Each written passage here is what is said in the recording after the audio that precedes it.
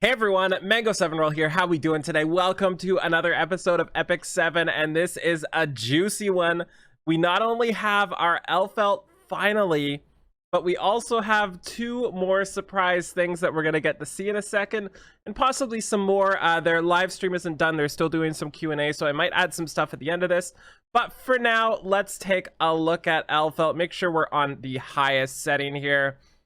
And take a look. I'm pretty excited. I'm also pretty terrified, not about her, about something else going with her. So let's just watch.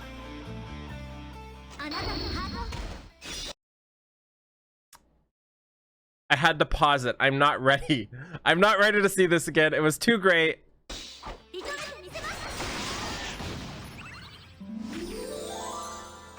Aw, so cute, so cute. So they did nerf her skill 3 animation. I'm guessing that's for rating reasons or stuff like that. Like some places too lewd is too far.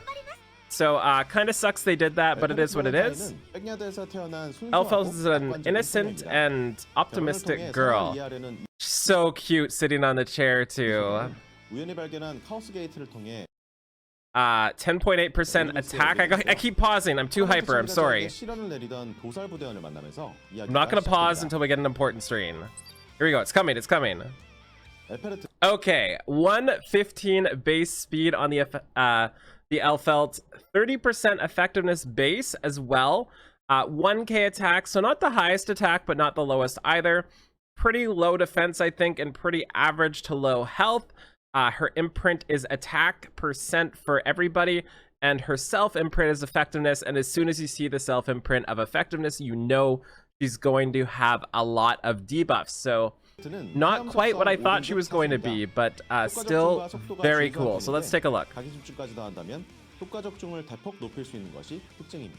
This also means she has 57% effectiveness with her self imprint, assuming you're triple S-ing her, which is not really a thing, but just to point that out there. Her skill 3 shoots a bullet of love at the enemy, dispelling 1 buff. 1 is kind of scary. Before a 75% chance to put them to sleep for 1 turn. I believe that goes up to a 100% chance with all the skill enhances, and a 1-turn defense break for 2 turns. Grants the caster sleep for 1 turn, defense break 2 turns. Also grants her an extra turn. Also ignores effect resistance on her soul burn, which is just awesome. So this is really cool. This is probably hopefully going to do a lot of damage, or hopefully her skill 2 does a lot of damage, which we'll look at in a second here. 100% chance to defense break is great on a skill 3, especially when you can dispel a buff first. The scary part is it's only 1 buff. That might cause problems. We'll see as we go along. And the sleep is great as well, but not as important, but pretty sweet thematically, I guess. But maybe the sleep will be useful. But my guess is 1 of 2 situations is going to happen. You're going to sleep, then defense break them, and then just go ham and kill them right away. Or you're going to sleep them for 1 turn, defense break them, and have them take their turn, which gets away from the sleep. And then they still have 1 turn of defense break, and then you can go ham on them there. The other thing, too, is this is kind of 2 layers of RNG. If you miss your defense break, you still have a sleep. If you miss your sleep, you've still got a defense break. So, kind of a cool idea. I like this skill a lot, and I think it's going to be really unique and really fun. Not really useful for bosses, but it is still a 100% chance to defense break. So even without the sleep.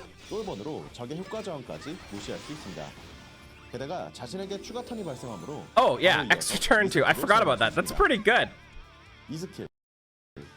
This is Judge Better Half. This is her skill 2. Traps the enemy in a cake, lol, before attacking them with a cake cutting blade and increasing critical hit chance of all allies for 2 turns. When the enemy is defeated, also decreases defense of all remaining enemies for 2 turns, proportionate to the number of debuffs inflicted on the enemy. So this means with her skill 2, after you skill 3, you land a defense break, you blow the heck out of the person there. They have 2 debuffs on them already from your skill 2. If you happen to have an artifact that adds another debuff, you can have 3 debuffs on them as well. and then you get that extra damage with all the debuffs on. And if you happen to one-shot them, which is something that can definitely happen versus squishier targets, but it's probably not going to happen, I think, for most people, especially since Elfelt is likely going to be built really fast, so they're not really going to have the one-shot potential. But at the same time, as I say that, maybe you build them really slow, lots of damage, oxlots them up, get the kill, get the other kill, and then you have like a defense break cleaver at the same time. That seems pretty good. So pretty cool here. Can't wait to see multipliers to see how much damage she does, and she also increases crit rate. That's pretty cool too, right? So first turn, she has defense break. When she goes, she has a defense break. She has a disable with the sleep. She has a crit rate buff for all allies. And if she happens to kill, she has AoE defense break. So that is an insane 1-2 punch. Her skill 1 is the least exciting thing. I never really like skill 1s like this. But it is what it is. And maybe if you combine her skill 1 with her artifact, maybe that might be pretty good too. And also to note here, with their team, they have it set up exactly like I was talking about.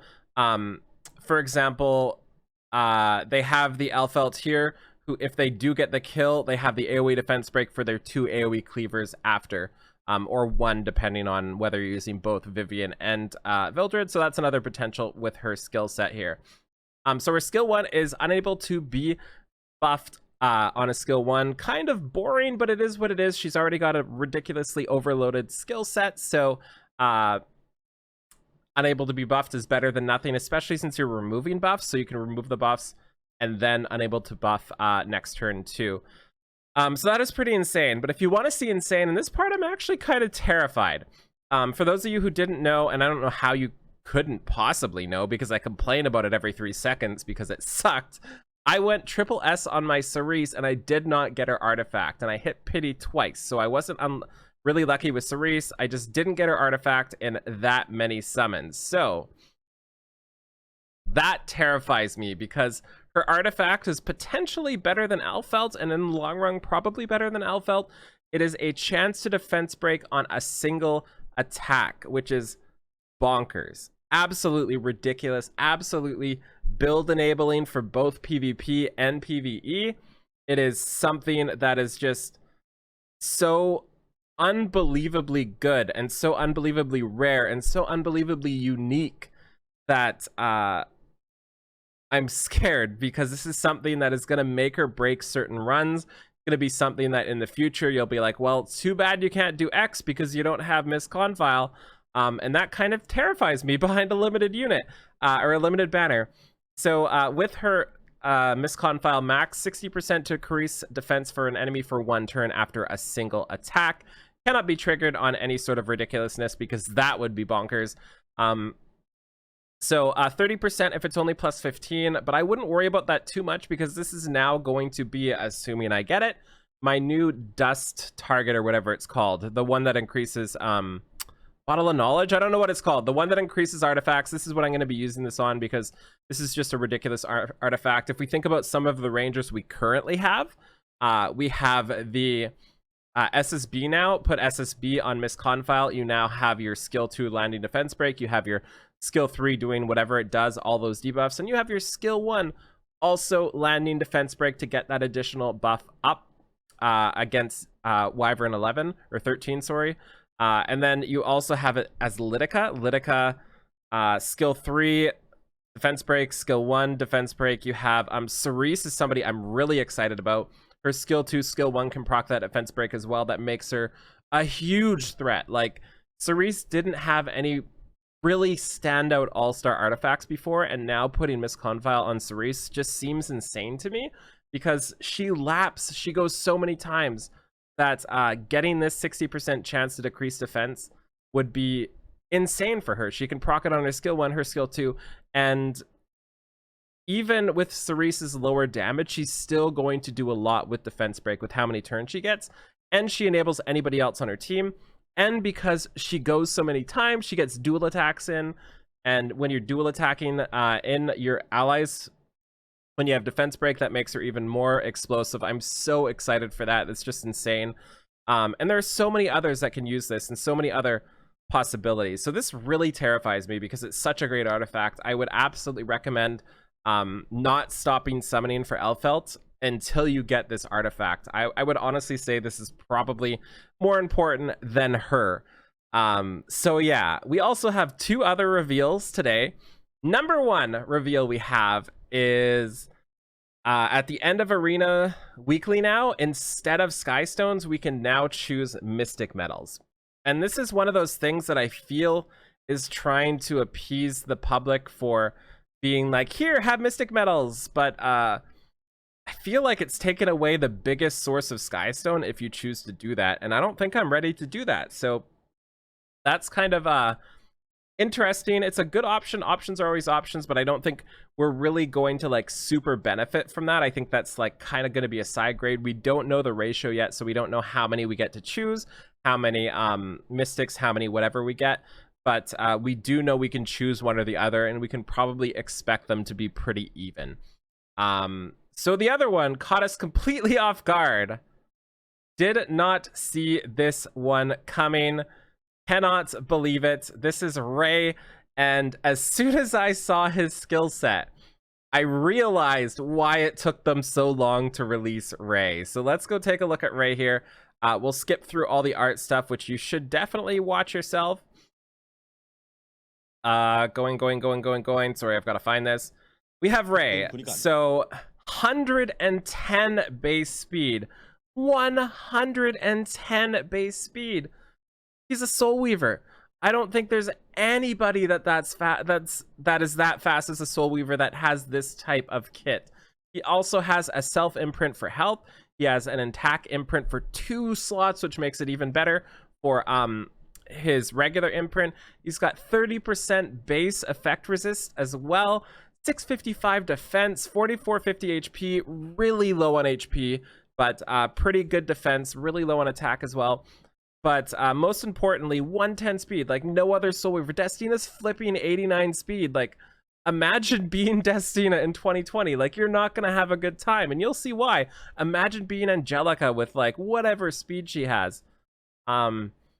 So you're like, wow, he's got 110 speed. He can't possibly be that good, right? Because like, that's pretty dangerous. Well, you're wrong. Invigorate is a 5-turn cooldown. I never remember this, if it's 5 turns or if it's 4 turns with these skill ups. I can never remember, but you guys will tell me. So, invigorates the team by dispelling all debuffs inflicted on allies and grants them immunity for 2 turns before also recovering health. And it's also proportionate to the target's max health. So that is insane. And it's also soul burn, or as we now know, soul burn, for only 10 souls to increase it to probably a full heal. Absolutely insane. This kind of puts DJ Bazaar, kind of, because it's a little different. It kind of puts like Angelica, Destina, all of those units much worse in comparison. IMO so far, just judging from what we've seen. Especially, again, 110 base speed. And skill 2, it doesn't get any worse here.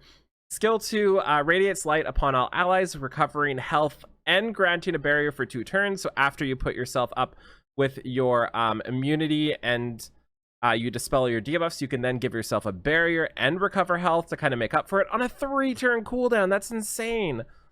Insane. Absolutely insane. And then his skill 1, it even gets better. Dispels a debuff on his skill 1. Absolutely insane. What a ridiculous unit. And that is what's so funny right now, is the reason that they took so long for them to show us Ray was because who maybe has a lot of debuffs, that's, you know, does a lot of debuff like things, doesn't like it when enemies have immunity, doesn't like it when people dispel. I don't know, maybe the person everybody just summoned for. So they're announcing this literally right at the end of Dizzy's bench, not the end, but right when Dizzy is like, everybody's who's summoning for Dizzy is already summoning. And now we have somebody who like pretty much directly counters. I'm not saying it's gonna like destroy Dizzy or anything, she's too good for that, but still, nobody else really does as good of a job as Ray does now. versus the Dizzy also having that innate resistance, although that's not going to help you, versus that Abyssal Crown. But absolutely insane. Just blows Destina out of the water, I think. Just absolutely blows her out of the water. Like, I can't even... 89 base speed versus his 110. That is like 21 more speed than Destina. And then you have to factor in a speed set as well, right? Because you've got 21 more speed just base. Your speed from the speed set is also going to give you more speed. It's insane. It's insane. It's insane. He's so good. Also has a ridiculously good imprint as well. And then his artifact. Beautiful looking carbuncle artifact. I love it. He's super husbando. Pretty much my #1 style of husbando in Ray here. So that's pretty cool. Dispels 1 debuff from all allies and recovers 20% of each ally's max health after using a non-attack skill 3 times. So what this does is maybe this would be a lot better if it was 2 times instead of 3 times. I'm trying to think of in my head how it's going to work. But obviously the spell is great. 20% HP is also great as well. And the way it's going to work, if you have it on the Ray, for example, is you're going to skill 3 first, you're going to skill 2 second, and then when you do your skill 3, it's going to top everybody up. So you're not going to need the big healing on your first go through, but you will need it on your second go through to make sure everybody's topped up. So that's a really good use for it there. Also probably pretty good for Angelic Momo maybe, but probably better with Rod or Magahar's Tome. But there's definitely a ton of people that can use something like this to their advantage, especially the Dispel. And it also makes it so people who don't have Dispels might be a lot better in PvE as well. So I really like this artifact, nowhere near as much as I like him, and nowhere near as much as I like Elfelt's artifact, but it is still fantastic. So anyways, I've been talking for way too long. Let's end it here, and we'll talk about the other things later. I think you should absolutely summon for Elphelt. It's a thing that needs to happen. Most importantly for her artifact, obviously waifu purposes are more than anything, but if you're looking for playability, I think his artifact is, or her artifact is more important than anything in almost like the entire GGG collab, because it's just so good. Anyways, thank you so much for watching. Feel free to like, comment, subscribe as always, and I will talk to you folks later. Have a wonderful day. Bye, everybody.